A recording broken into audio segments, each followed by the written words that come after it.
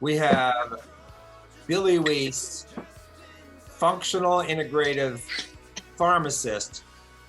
Dr. Wease, the reason why your discussion today is really important is I just got hired to do a test with a company called Verve Health with 10 people at a company that have tried to lose weight and try to improve their diabetes status and have been refractory for like 10 years.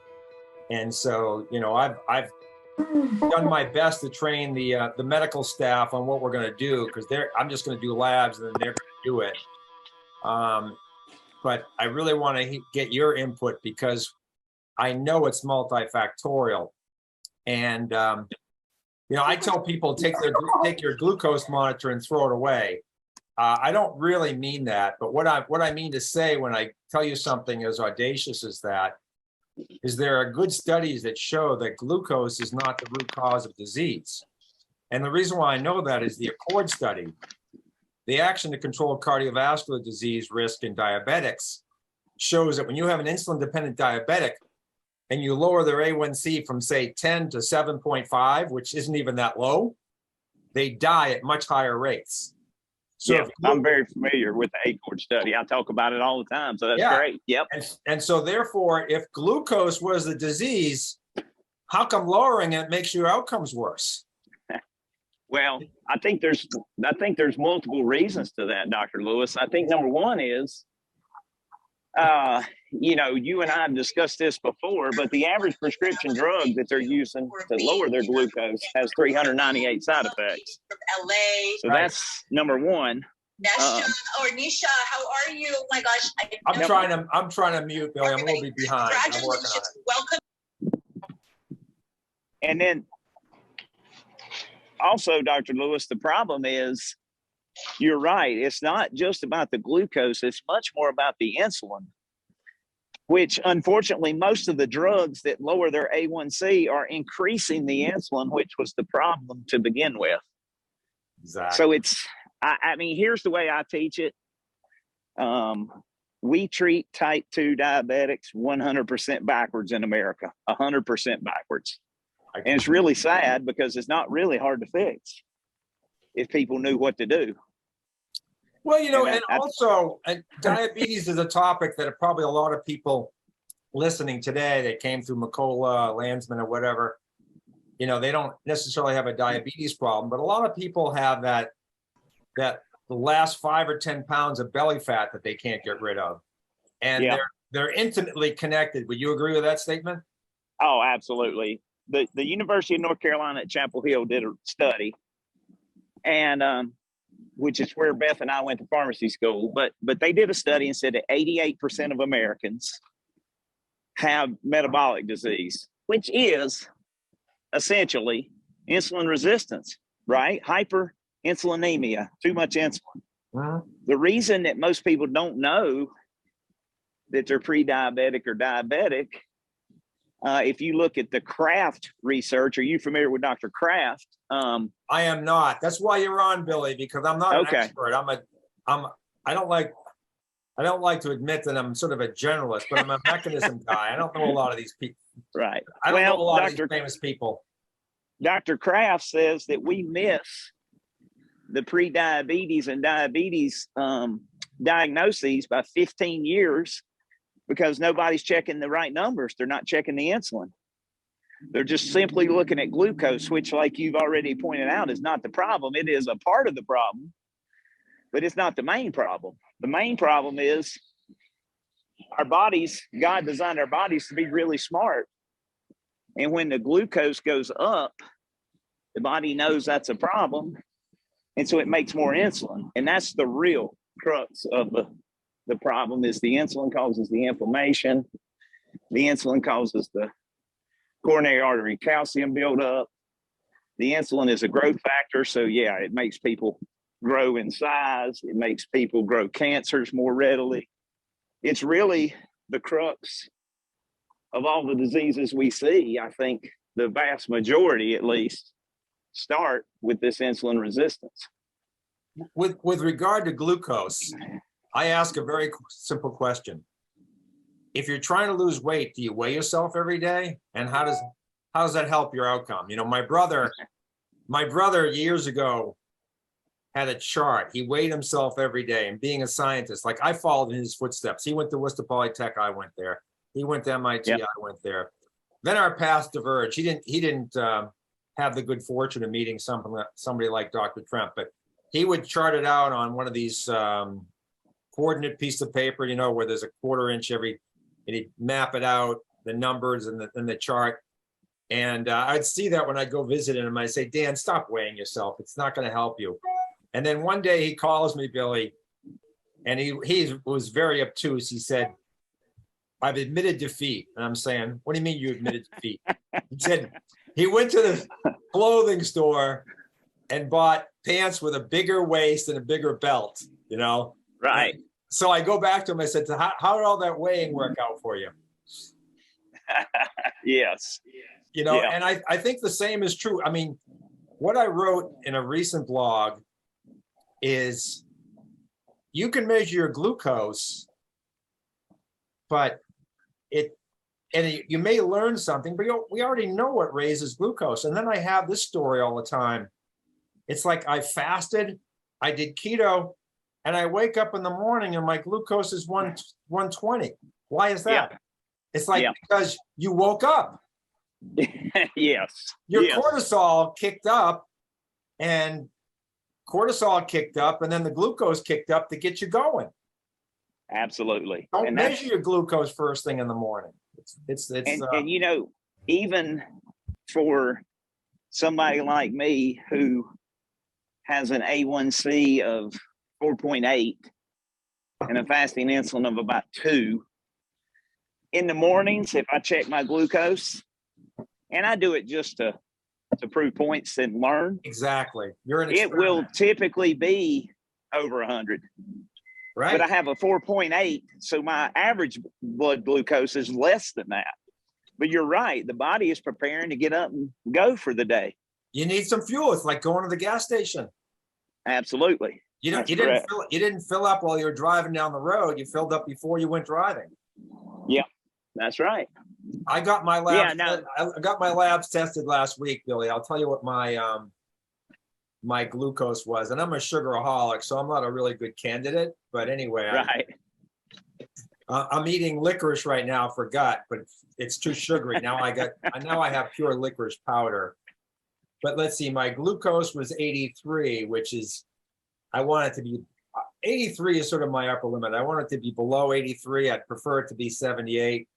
And let's see, my fasting insulin, oh my gosh, I'm going to die because LabCorp says that my fasting insulin is out of range. It's 2.4, it's too low. Yeah, too low. Yeah. And Yeah, it's really sad. And then my triglycerides, we won't talk about that. I don't know why they were 124, but it's probably because I just had a pint of ice cream or something. Yeah, that could do it for sure. But see, someone just asked, what is a fasting insulin? You want your fasting insulin to be between 1.5 and 3, in my opinion. How about you, Billy? Yeah, I'll tell people somewhere between 1.5 and a maximum of 6. But you're right. The medical community will tell you that's too low, which is really sad because, you know, LabCorp uses up to 26.7, if I remember right, as normal. Now, I can tell you. They keep changing it. So on my most recent report, the fasting insulin, 2.6 to 24.9.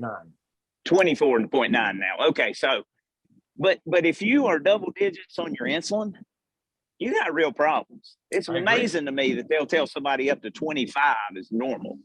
You know, it's well, the problem is too, and you know this, Dr. Lewis, the blood panel that I've created, the blood panel that you've created, very seldom, probably in 30 years of doing this, I may have had a handful, and I literally mean on one hand, the people I could count that had a fasting insulin number before they met me. Oh, it's mind blowing. And the reason they do that is because there's no class of drugs to lower insulin. So they ignore it. When I tell people it's the most important number you can have, period. I've got to tell you about my metabolic numbers. So Yep. I drove up to a client in Bloomington, Indiana. We were doing a corporate blood draw. And I got there in the morning. I already had like a little coffee. I might have had a little something to eat. My coffee had cream in it. I'm a scavenger, so any food I saw, seafood diet, I ate it. And then I went up to the blood draw. I even forgot they were having a blood draw. I thought I was just doing some consults. And then I just said, what the heck? Since I'm here and the nearest lab to me is an hour and 20 minutes away, I might as well get my blood drawn.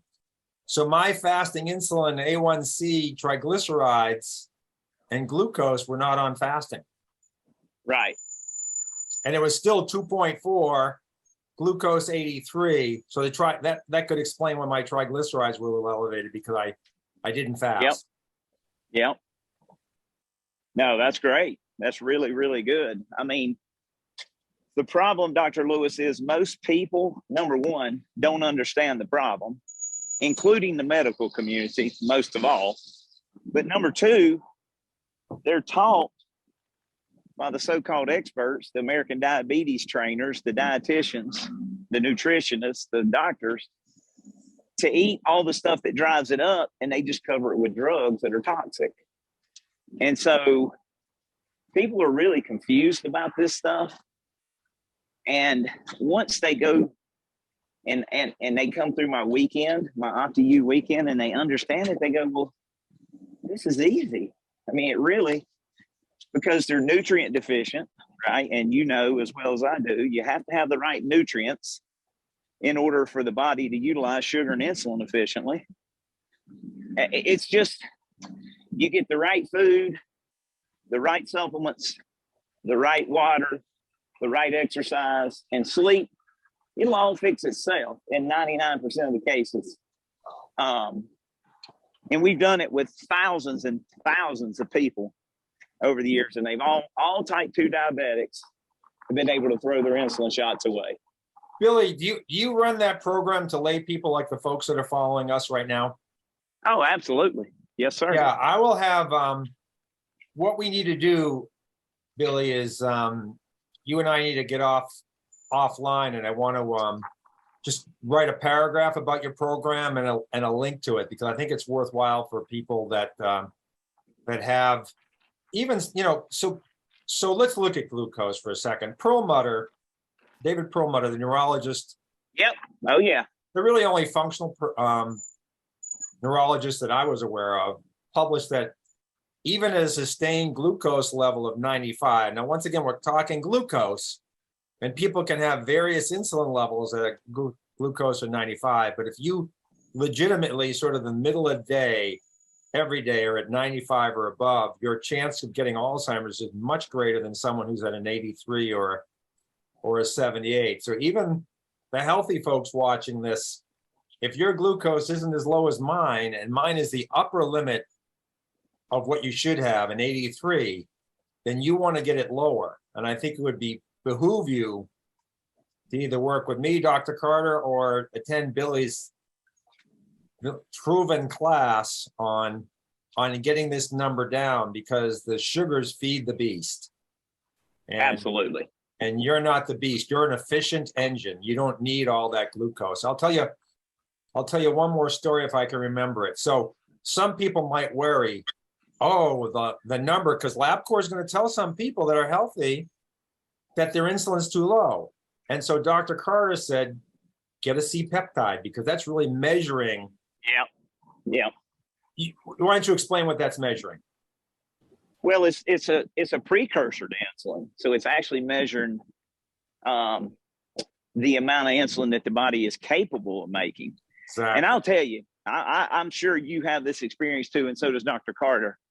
But a type 1 diabetic, their fasting insulin will be like 0.1. They won't even be close to the numbers we're talking about as optimal. Right. So I think it's confusion. So it confused me. I mean, let me just tell you my story. So I got nervous because at one point I had an insulin of 1.3, it's 2.6 now, 1.6, 1.0. And so I said, maybe I better run a C-peptide test. But I did Yep. another experiment on myself. I did a little sugar binging, and then I retested my insulin, and it was 5.6. So I said, okay, Yeah. my beta cells are working properly. I'm not losing my pancreas to some sort of viral disease or something. So I'm normal. But I think to that point, you can be a 1.0, you're not a 0.1, and your Correct. pancreas is putting out insulin at a sufficient level. Well, here's one of the most scary things that I have found over the course of all these thousands of people coming through my weekend is this. Many of these people who were diagnosed as type 1 diabetics have never had an insulin test done. Or a C-peptide. Or a C-peptide, absolutely not. So what I do is I teach these people that, hey, we need to test your insulin. And do you know that we have found about 50% of them are not type 1 diabetic? They're actually type 2, just nobody ever did the test to prove it. And so we get these people that have been on insulin for 30, 40 years with all the typical issues of overweight, neuropathy, losing their vision, erectile dysfunction. And we say, hey, I can show them on the blood test, right? You are making way too much insulin. And then you're injecting more insulin. And so they're blown away because the specialist, the endocrinologist, has told them for 40 years or whatever that they're type 1. And they never test their C-peptide or their insulin. It's really tragic. It's really tragic what's going on. Yep. And you know this because we did a class on magnesium, I don't remember, several months ago. Yeah, several. But when insulin is high, and again, according to UNC Chapel Hill, 88% of Americans have this issue. Agreed. Their bodies are then spitting magnesium out in the urine at high concentrations. Now, why is that so important?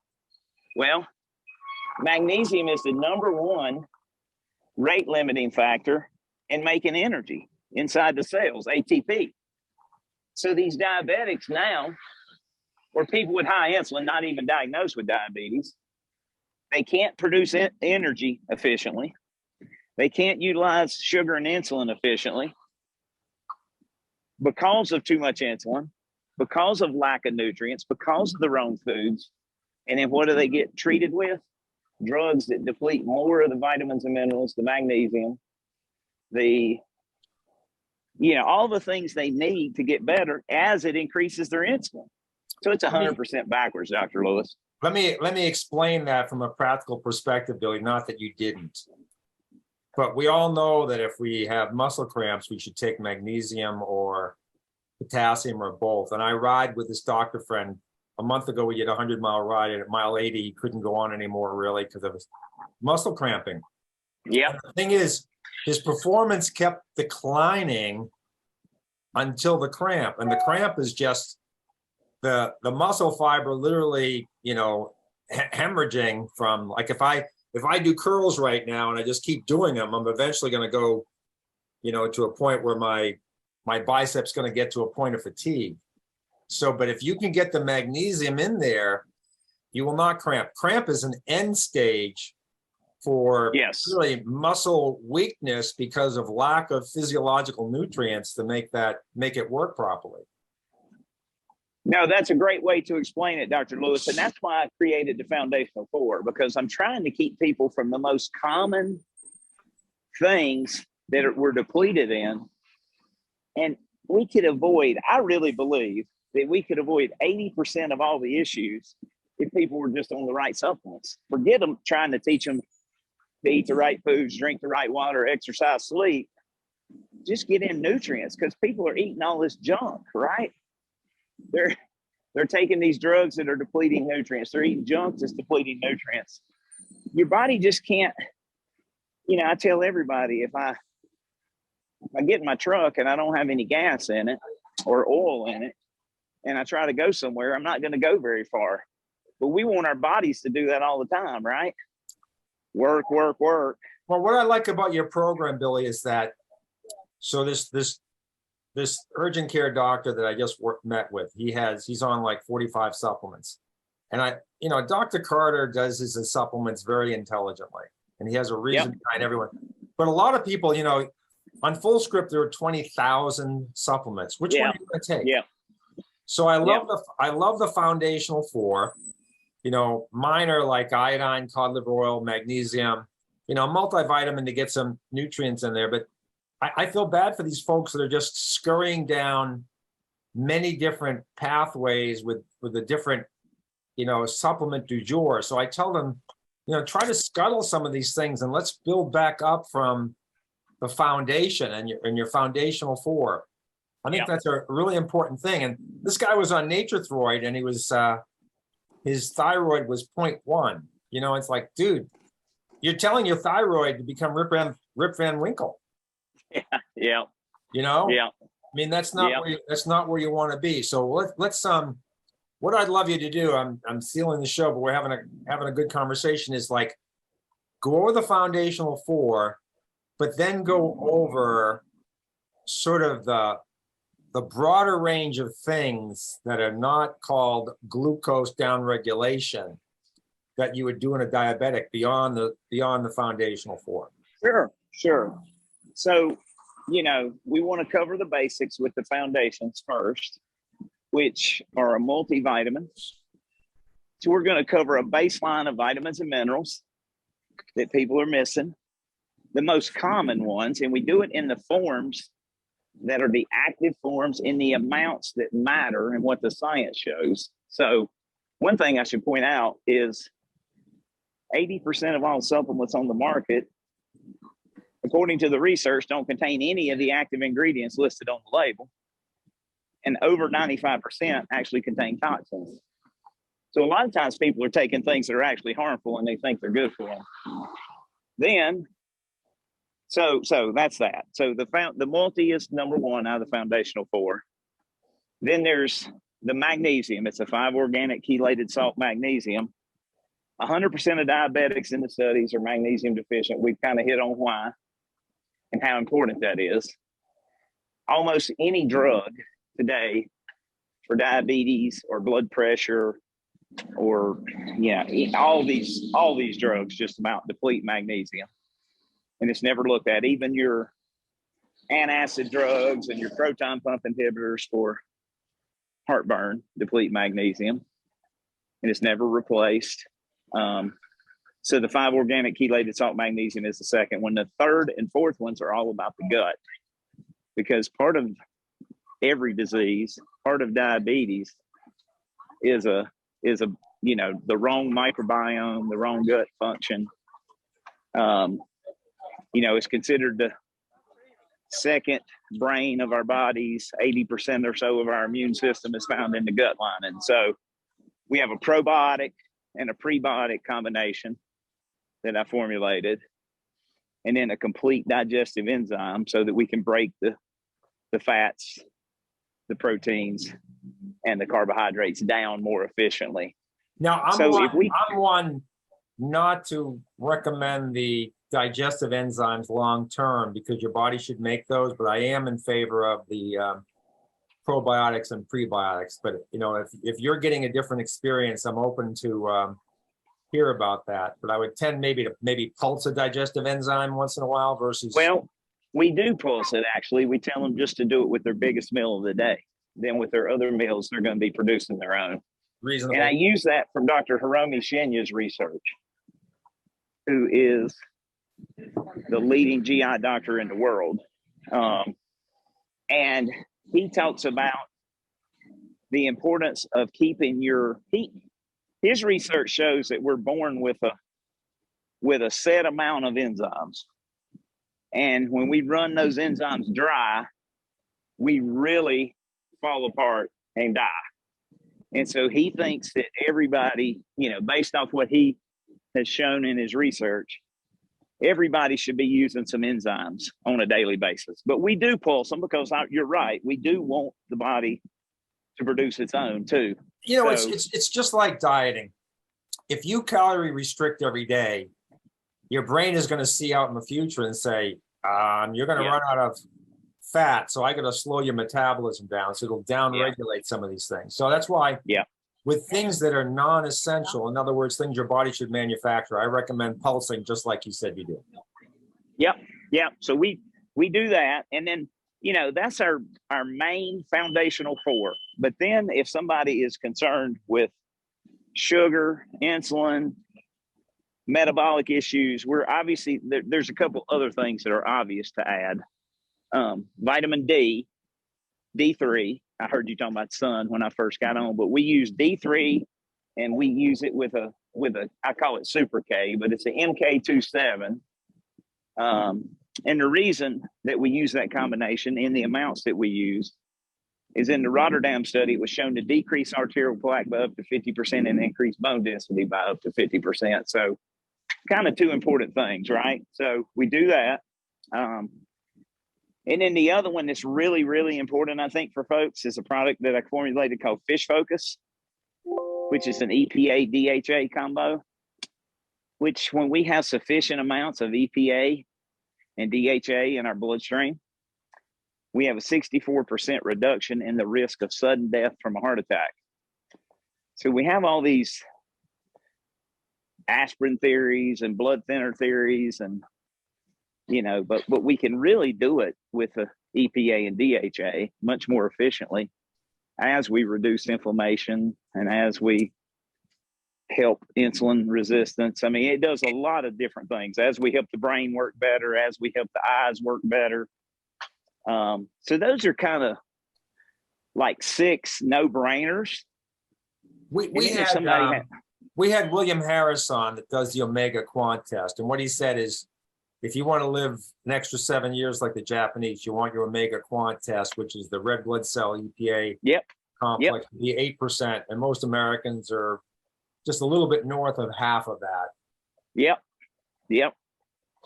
Yeah, I mean, it is literally something that will increase longevity, and not only longevity, but I tell everybody, quality of life, right? So living a long time is great. But if I'm sick and can't get around and, can't live life to the fullest, for me, I just don't know that that's what I want to do, right? So I want to do things that are proactive to keep. I tell everybody, I'm 55 years old and I feel 18 every day, and that's the way I want it to be forever, as long as I can humanly make it that way. So that's kind of the approach we take. But if somebody were to have severe insulin resistance, we have a berberine product that we add. We have an alpha lipoic acid that we can add, different things that we could do specially for the specific insulin resistance beyond the 4. But we always are going to start with those as a baseline. Well, Billy, I don't tell anybody that I'm 64, but last Saturday was the first event, not really races, but the top guys or gals are always racing. So last Saturday in Hendersonville, North Carolina, was the first event out of 4 tries that I did not win in the open category. Wow. I desperately tried to win, and these 2 guys from Asheville were just better than me. And I felt like I was third best, but I tried so hard to catch them that I wound up 10th. And then, but the best cyclists in my area, there's a couple of kids that are really good, but 69-year-old Kent Bostic, and then 73-year-old Dave, I can't remember his last name, but he crushes it. He's 73, David. He crushes it. Yeah. And that's the way I really. So age is not an excuse. It's not. No, I believe God designed our bodies to work like that up until older ages. We've just gotten in the way, right? We believe the lies that we've been told when you go to the doctor, and I hear this all the time from people, is they'll have an issue. Their blood pressure's up, or they got an achy joint, or they can't see as well. And they'll go, well, you're just getting older. I'm like, what a cop-out. If your doctor tells you that, you need to change doctors. They don't, what kind of answer is that? you're just getting older. That's not an answer for anything. There's always a cause. I mean, of course, there's age-related declines, but they shouldn't be life-altering and life-changing. We should be able to go out and ride our bikes at 59 and 63 and 73. I mean, there's no reason we can't. Beth and I just got back from West Glacier in Montana National Park, and we hiked, an average of about 17 or 18 hard climbs a day for 8 straight days. So you're a sick puppy too. My story is December 28th last year. I took my labs because I was like bedridden with COVID, and I felt so sick I really couldn't hardly crawl out of bed. And my labs were horrendous. And then I was in bed for another week and a half with really bad COVID. And then in March, I'm still kind of like grogging around. And I just said, the heck with this. I'm not going to let these SOBs take me down. And I just put the hammer down. And I'll tell you, this year at the age of 64, I was better than when I was in my 40s and maybe even my 30s, because I just like committed myself to not being taken down by the spike protein. And it was a hard battle. It was a hard battle, especially that first day where I said, it was actually in February, where I went down to my downstairs gym. And, in 1982 and 84, it's not great accolades for me, but I won the weightlifting competition across the MIT campus. Okay, so they're a bunch of nerds, the biggest thing they normally pick up is a pocket protector, but I still won. And so like I went down to my gym in February, and like I was benching in my heyday like 340. And so I'd warm up with 2 1/4, and I tried to do 120, 135, which is a standard bar. And I nearly killed myself. Couldn't get it off. And I just said then, no matter how weak I feel, and I know these athletes were dropping dead, but I said, no matter how weak I feel, I am going to exercise every day, not to my limit, but hard based on how I felt. Yeah. And then slowly it got better and better and better. And then like in April, I went out with my doctor friend and he crushed me. And then like a month ago, he said, I'm going to do 100. And I crushed him. But that just goes to show that resolve makes a huge, huge difference. And being indoctrinated to, oh, you're older, your vessels are weak, you could have a heart attack. It's like, no, if your C-reactive protein's low, if your fibrinogen's low, if your sugars are under control, you don't have calcification, there's no reason to baby yourself other than what you've been indoctrinated with and what your mind is telling you based on that indoctrination. And it's just wrong.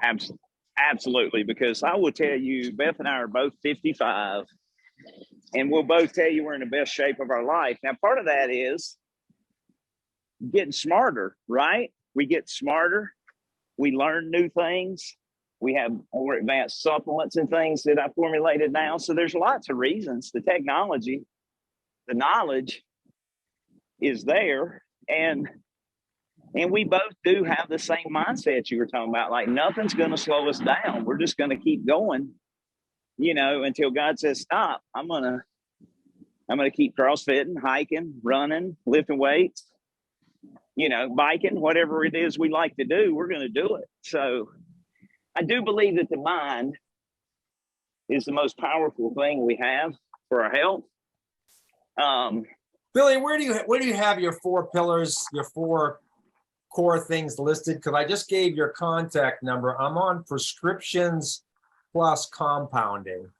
Yeah, you'll need to go to optiyourx.com, optiyourx.com. Oh, that was too fast for my weak fingers. I'll tell you, yeah, okay, sorry. optiyourx.com. I still got it wrong, but maybe you can just put it up if you're in front of a computer. Or Jody, are you out there? Can you put up Billy's thing? She may not be on. Oh, she did. Good for her. Yeah, and the easiest way to get all my information is at billyw.com. BILLYW360.com. Yeah. I mean, I appreciate you, Billy, because how many pharmacists are telling the story you're telling? I haven't met another one yet, is the No, problem. I haven't either. You know what they are doing? They're still to this day, much to my, back two and a half years ago, and Jody can attest to this, I was trying to teach people, you do not need a vaccine for something called COVID. You need to really educate yourself before you do this. Now we have all the data, 84% increase in risk of heart death for 18 to 39-year-old men. 92% of the people in Canada that died from COVID in a month were vaccinated. 84% of them had 3 or more vaccines. Most of my colleagues are still telling people they need more shots. It's mind-blowing. It's really heartbreaking that they're that entrenched in a system that is completely broken, and they continue to follow that path. So yeah, they think I'm crazy. That's what they think. So Billy, eat well and absorb well. So the microbiome, magnesium, vitamin D, and my preferred is cod liver oil, but I have nothing against what you're recommending. Yeah. What are some of the other things with really refractory, insulin resistant, or weight loss? Obviously, some intermittent fasting would make a big difference. Sure. In my view, reducing pathogen burden, and one simple way to do that, which Mercola talked about with I forget the name of the guys, but giving a little blood once in a while to get rid of some of that excess iron that can promote bacterial growth. Yes. So I think in addition to what you said, there's some research. I can't remember where it's out of. I'd have to look it up. But a 15 to 20-minute walk after a meal can reduce, leisurely walk is the way it's done. So it's a very slow pace, reduces insulin production by up to 50%. So a nice walk twice a day, 10 minutes is what I try to get people to do minimum. I'm grinning face to face for a different reason. It's kind of related to what you said, but see, as a chemist, like if we mix gasoline and oxygen together, they don't explode. You got to catalyze it with a spark to make it explode, but it's full of energy. Okay. So there's an activation barrier to everything. And the chemist's rule of thumb is for every 10 degrees Celsius, we increase the temperature, the rate doubles. Yep. So I'm telling people with refractory gut, and I don't have the data, but mechanistically it makes sense, is shine some of that warm red light on your belly. And that will increase the rate at which your gut breaks down food, because chemical reaction rate, which is what your gut is doing, is tied. Temperature is a major driver to get over that activation barrier hump. That's why you need the spark to make gasoline ignite. You have to get over an activation barrier. So temperature will make a difference. Now, is it natural?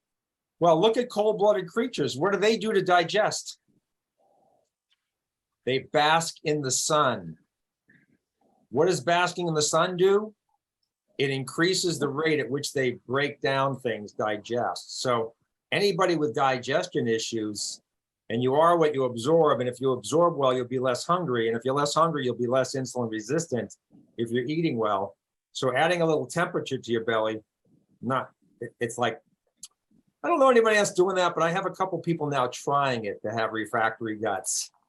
Well, I definitely don't think it's a bad idea. And that's another reason, though, you just named a bunch of reasons why we would want to do the digestive enzyme with the biggest meal. And do you sell a digestive enzyme? Steve says I'm going to try that. Steve, you live in San Diego. Just go out after lunch and hang out in the sun. Yeah, that's one of the foundational 4 is the digestive enzyme. Yes, sir.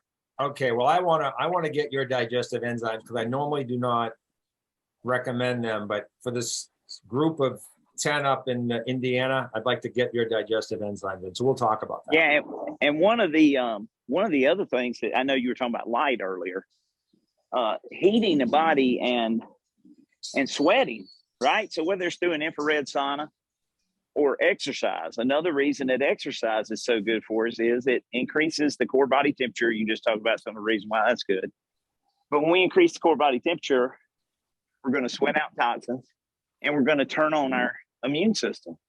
Well, So, I'm thinking of the infrared, the red light, warm, and the infrared light targeted to the gut. So you just get higher circulation and temperature just in that region. And I'm not talking about for a person with perfect digestion. I'm talking about the 80% of the people I work with that have imperfect digestion. Yeah, they got leaky gut, right? Mm-hmm.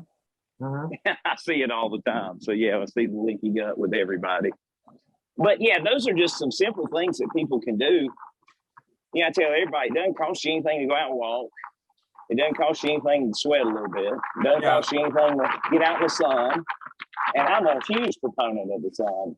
So what's a cheese place?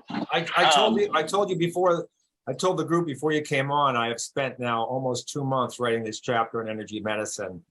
And I'm so excited to share it because it was completely trajectory altering for me.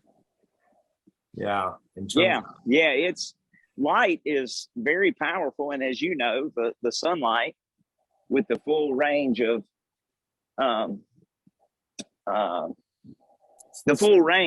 light, increases nitric oxide. It's just, this thing of the sun is evil is really, really terrible, a terrible idea to block it all day, every day, from our eyes, from our skin. So yeah, I love the things that you were talking about there on some of that. I just caught the tail end of it, but yeah, I try to get sun every day that I can, for sure. Yeah. So any other nutrients you think are the other thing I tell is, you can work to fix your gut, but if you have H. pylori, even at a very low level, it releases an enzyme that converts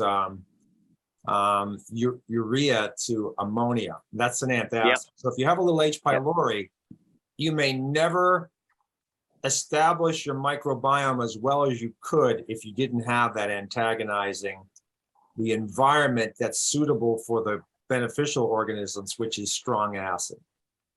Yeah, and by the way, we've been able to help lots of folks eradicate H. pylori without any drugs, just with supplements. But to the supplements for insulin resistance, losing weight, the top couple that come to mind after the 6 we've already talked about are alpha lipoic acid. I have a German-derived alpha lipoic acid that is shown to decrease insulin resistance in 100% of the patients that were studied.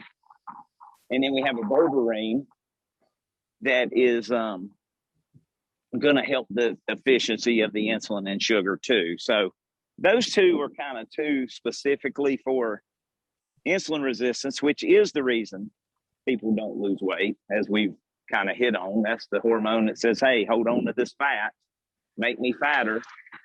So those two are great. I use a lot of those with my folks. The foundational 4 are on the OptiU site. The others are under my pharmacy name, Prescriptions Plus. That's where I formulated those years and years ago. They've been updated, but that's where the original formulas were. So that's still where the labels are. And those are not available online as we speak, as we're building a new website, but they can certainly call the pharmacy if they want any help with any of those. I don't know if Jody's still out there, but if she could just put the number maybe for us, if you're okay with that, to the pharmacy in Gastonia. It's 704-867-3518. So if they need any more detail on any of those, they can certainly get that. I put in 704-739-4519. Is that wrong? No, that's wrong. Yeah. Oops, give it to me again. Sorry. 704-867 3518. It's 867. Yes, sir. Okay, got it. If Yeah. I have someone like these gentlemen, it's all eight, no, it's one lady, 7 gentlemen and one lady that have been trying to lose weight and trying to improve their diabetes, what would be the top 3? Just your foundational 4 would be the top 4 things to do, is just start right off with that. Yes, absolutely. Okay. Yes, sir. Yeah. I mean, we got to cover the basics, right? Before we got to build the foundation before we build the walls and the roof. Mm-hmm. And I think one thing that's important for those folks that you're talking about is they understand, and I'm sure you've gone over this with them, but let's hit on it real quick. It's not about calories. It's about controlling the hormones. I tell people all the time, I can teach you to lose weight on 5,000 calories a day, or I can teach you to lose weight on 500. Because if you know how to control your hormones, mainly insulin, leptin, and ghrelin, you can fix it all, right? So it's so why isn't ghrelin a supplement that people can take to try to downregulate the hunger response? Not that I think that's a good idea, but I'm just curious. Well, you know, I think it's because the digestive environment is not conducive to ghrelin surviving. Now, there are some I've seen a few. peptides. Yeah. Yeah, there are some peptides that people have to inject that can help the body mimic ghrelin, but there's not really an oral route that I'm aware of anywhere. I've ever seen it work. There had any studies behind it. So that's a great question, but I just don't know. I'm going to answer a question. I'm going to answer a question. Steve, just get leeches. But he's talking about bleeding, and like Mercola's getting 2 ounces of blood taken out of his body every week. But you know, my saddest story, Billy, is out at an on-site clinic, and I thought the doctors were pretty good. And I had this one particular guy, Ed, long, slow release insulin, another insulin, blood pressure medication, cholesterol medication. I've told this story before. Cholesterol, lowering LDL makes you unable to really burn fat well, because you need to transport the fat. That's what LDL does. And the poor guy, he finally retired, left, and he's working with Dr. Austin. But we solved this problem. But what the doctors don't realize is that, you know, if they don't look at glucose, they look at A1C. Well, A1C is looking back 4 to 6 months. Yeah. So this guy's insulin came down, his glucose came down. Since A1C looks backwards, the A1C was still going up and was just getting ready to come down. He gets a clinical visit, and the doctor puts him back on everything and increases the dose. And so I just told him, you got to go to a different doctor. Because see, insulin will go up first, trying to control the glucose in a narrow range. And then when it starts losing the battle, then the glucose starts going up. Then the A1C, a trailing indicator, will go up. So going out of diabetes, it's the exact opposite. The insulin goes down first, then the glucose and the A1C. So if you want to measure your progress, obviously insulin is the right thing. But A1C is worse, far worse than glucose in terms of measuring, are you making headway? And a lot of doctors don't even use glucose, they use A1C, right? Well, and the part that they're missing in that scenario is that when you have had insulin resistance, right? So this fella had high insulin. He was shoving sugar in the cells. That's what insulin does, right? It opens up the cell, shoves the sugar in. So now you get him on a plan where he's lowering the sugar and lowering the insulin, and he his body will start to release that glucose from the cells. And so, of course, his A1C may go up temporarily, like you say, because he's looking back, right? Yeah. But you got to burn through the sugar that you shoved in through more insulin, through metformin. That's all metformin does, shove sugar in the cells. So, yeah, it's a backwards way of looking at it. You're right. We need to measure the insulin to see where they're going. Well, that's what you said at the A1C. beginning. And I just wanted to convey this sad story. Someone asked about the flu vaccine a while ago when you were talking about the vaccines. Maybe you can comment on that. And there's been some concern that the flu vaccine is getting some of these same constituents that they're not telling us about that are in the spike vaccine. Any knowledge on that? Well, I'm not sure about some of the same constituents, but here's what I am sure of and what the data shows us. The more flu shots you take, the more likely you are to contract the flu, especially the first 2 weeks after the shot. So I tell everybody, whether you take it or not, it's totally your call. But I would never not only not take it, Beth and I have both been pharmacists for 31 years. We've never given a vaccine either because we just don't believe in the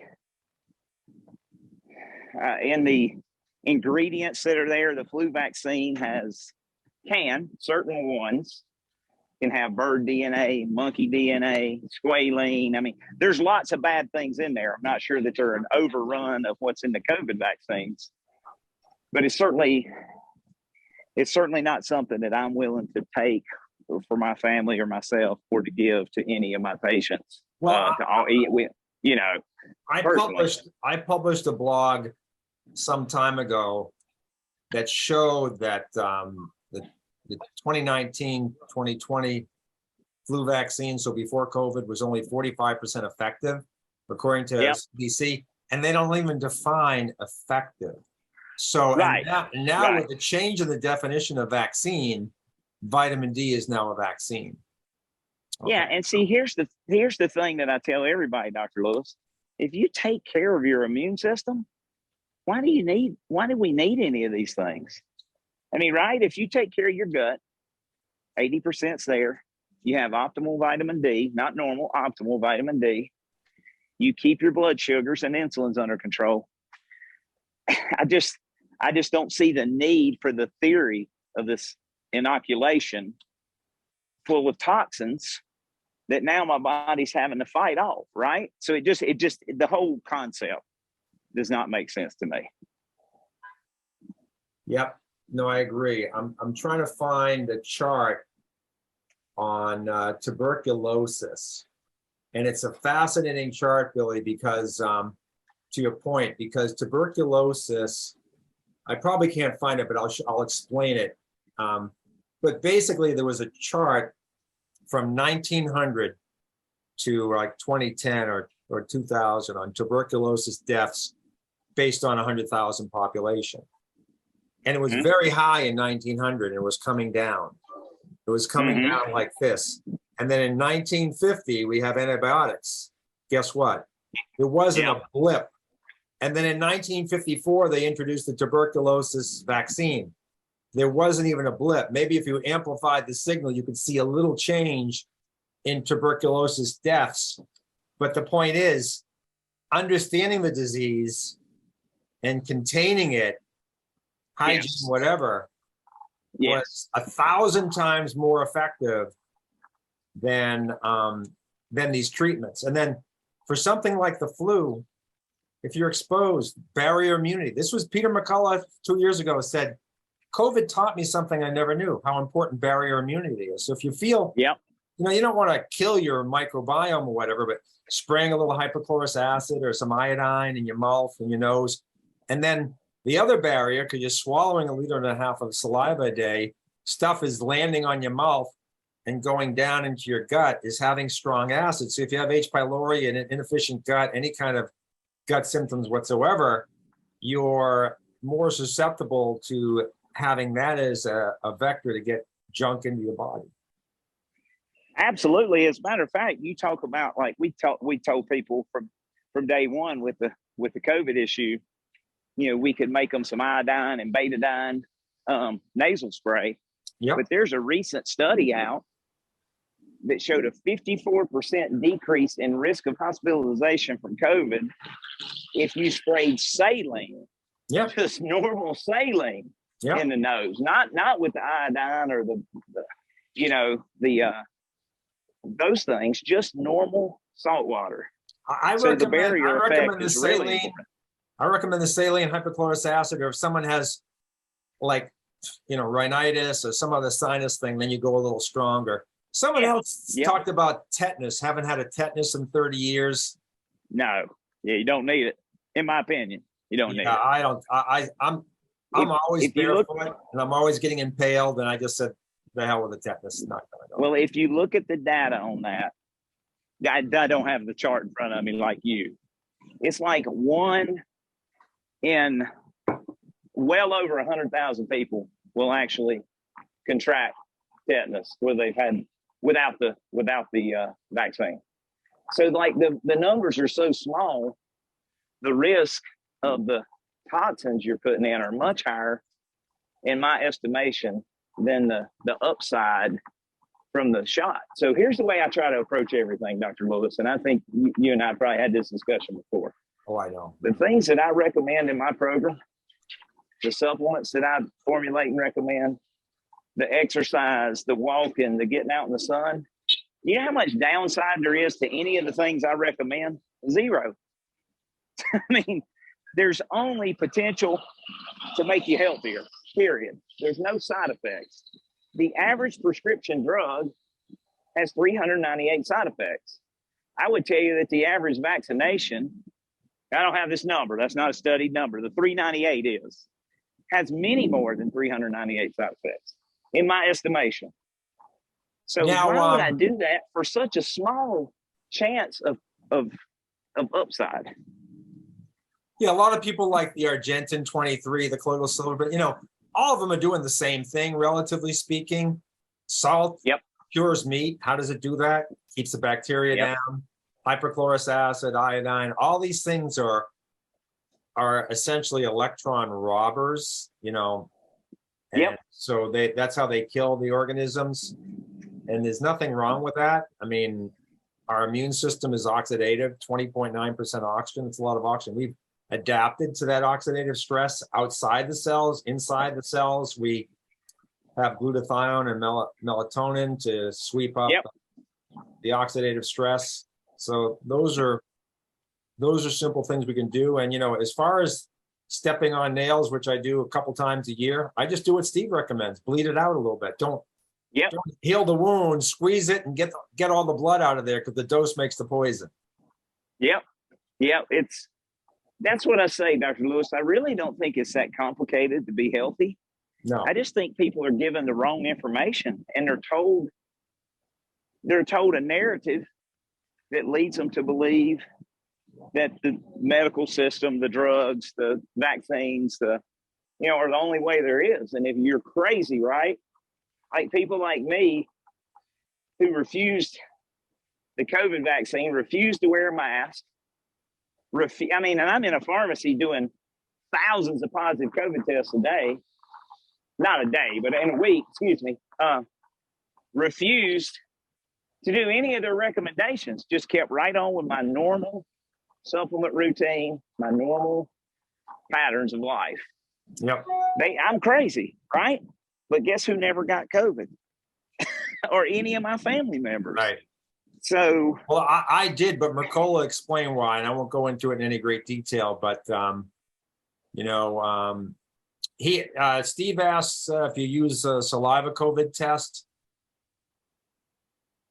We did. I think that we use saliva, we use nasal. I think they're all inaccurate, because if you look at the research by the guy who invented the PCR test, he clearly says that we all have COVID viruses in our system, and these things are not specific to whether it's active or the amount.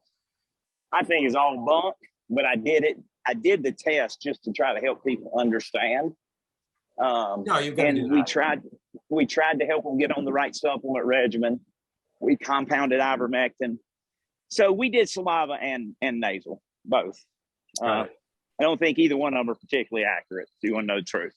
Right. I'm gonna end it this way, because I don't want to take your excess time. But David, Dr. Harshfield, come on. But I'll answer Dr. Stark's question. If I impale myself, which I do with something metal twice a year, but glass, other things all around my yard, roots, splinters, I normally will just get it out, soak it in hot saline, and then maybe in a couple days, if it's a little bit red, then I'll put some iodine on. I'm not, but I tend to like the, just the concentrated salt in a warm bath and just soak my foot that way. And then it's easier to get things out too when you soften your skin. And Kofi, write to me. I'll explain the insulin versus the glucose, so we don't have to go over that again. But basically, glucose is secondary. The disease is insulin resistance. It's inflammatory. And then with that, I think Nikki wants to come to the mic and say something, but instead I'll tell her to, she's on hold because Dr. Harshfield lands his plane. David, are you out there? I am. Yes. Can you hear me? Absolutely. Oh, great. Billy, thank you so much. I mean, you know, the talks that we do each week are very specific and takes a silo of information and people and brings them into the tent. And it allows us to talk to individuals that otherwise would kind of live in these silos because they don't have an opportunity. Who knows the reasons that they're kind of stuck there. This is kind of the big tent group. The thing I would just say is that your concept is that the terrain is the key. You know, the pathogens are what our immune system's having to deal with, but rather than be over encumbered with whatever the microbe is this month, just make your immune system healthy. And to your point, the infrared light, that I'm not going to be old in my mind. There's a lot of power to your psychological profile. Bruce Lipton, The Biology of Belief. Remember, they took all those folks that were a little older and they treated them like they were old. And so they started kind of deteriorating. And then pretty soon one day they said, no, we're not lifting your luggage for you. And within a month, they're dancing into the night. I mean, a lot of this stuff is in our minds, and that's why this group is so positive. But to your point of, it's about the terrain, our immune system, and the barrier that we can do with the hypochlorous acid or saline, just wash off the sidewalk and get out in the sunlight and walk and all the things you just talked about that don't cost anything, that is a narrative. So anyway, thank you again for your contribution to our group. Absolutely. Thanks for having me. I'd love to come on anytime. I always enjoy it. All right, folks. So I'm not, we're having you repeat tomorrow night. Thank goodness. That's wonderful. We'll see you tomorrow. Yes, sir. Billy. Okay. Thanks a lot, everybody. Appreciate it. Very much. Fabulous. Thank you, Billy. Bye-bye. Bye Thank for you, now. Dr. Wease. Thank you. Yeah. And Thank Judy, you. and Judy, Thank you. yes, I I really do. enjoyed this. It was amazing, was it? You know, and Yes. Judy, I do ground, and the proof is the way the bottom of my feet look. I'll be here tomorrow night. Good. Bye Thank for you. now. Have a good Bye. week.